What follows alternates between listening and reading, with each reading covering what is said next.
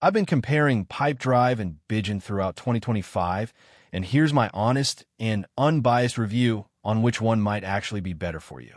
Pipedrive is a sales-focused CRM with a super intuitive visual pipeline that makes tracking deals and managing leads feel effortless. It's built for teams that want to automate follow-ups, keep everything in one place, and scale their process without complexity. It works great if you're running an active sales team and need features like workflow automation, email tracking, and robust reporting to stay on top of performance. Bigin, on the other hand, is designed by Zoho as a light CRM for small businesses or solopreneurs who are just getting started with sales tools. It strips things down to the essentials: contact management, pipeline tracking, and simple automation without overwhelming you.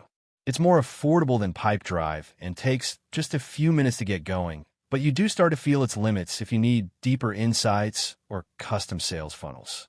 So if you're looking for a CRM that's simple, budget-friendly, and gets the basics right, Bigin is a great starting point.